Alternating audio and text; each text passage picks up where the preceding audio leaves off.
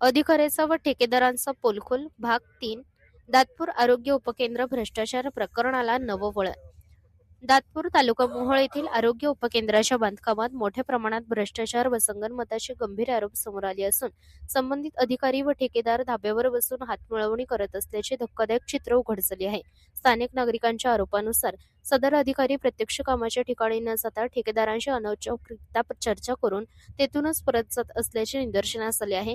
यामुळे शासकीय कामकाजातील पारदर्शकतेवर गंभीर प्रश्नचिन्ह उपस्थित झाले आहे. आरोग्य उपकेंद्राच्या बांधकामात माती व डस्ट मिक्स करून कॉन्क्रीट काम सुरू असल्याचे स्पष्टपणे दिसून येत आहे. याबाबत नागरिकांनी आणि पत्रकार बाळासाहेब पारवे यांनी संबंधित अधिकाऱ्याला थेट सूचना देऊनही कोणतीही ठोस कारवाई करण्यात आली नाही. पत्रकार बाळासाहेब पारवे यांनी सांगितले की साहेब, तुम्ही स्वतः माती डस्ट मध्ये काम करू नका असं सांगून गेला होता, तरीही ठेकेदार व कामगारांनी काम सुरूच ठेवले आहे असे सांगण्यासाठी अधिकाऱ्याला फोन व व्हिडिओ कॉल करण्यात आला. मात्र अधिकाऱ्यांनी व्हिडिओ कॉल उचलण्याचे टाळले आणि केवळ फोनवरून काम बंद करतो असं सांगून फोन कट केला. धक्कादायक बाब म्हणजे आजही सदर ठिकाणी निकृष्ट दर्जाचे काम सुरूच असल्याचे समोर आले आहे.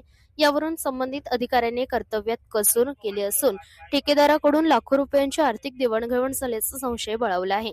कायद्याच्या दृष्टीने गंभीर गुन्हा हे संपूर्ण प्रकरण भ्रष्टाचार प्रतिबंधक कायदा 1988, भारतीय दंड संहिता कलम 409, शासकीय विश्वासघात कलम 120 बी, संगनमत, शासकीय कामात निष्काळजीपणा आणि आर्थिक अपहार या अंतर्गत चौकशीस पात्र असल्याचे तज्ज्ञांचे मत आहे.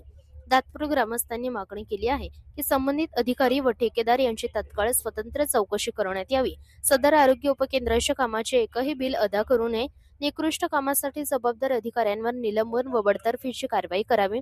शिक्षेच्या स्वरूपात अशा अधिकाऱ्याची दुर्गम भागात बदली करण्यात यावी. या प्रकरणामुळे शासनाच्या आरोग्य योजनेच्या दर्जांवर प्रश्नचिन्ह निर्माण झाले असून करदात्यांच्या पैशातून होत असलेल्या कामाची गुणवत्ता कोण तपासणार असा सवाल जनतेतून उपस्थित केला जात आहे. ही बातमी बाळासाहेब पारवे पत्रकार यांनी दिलेल्या माहितीनुसार प्रेस मीडिया न्यूज.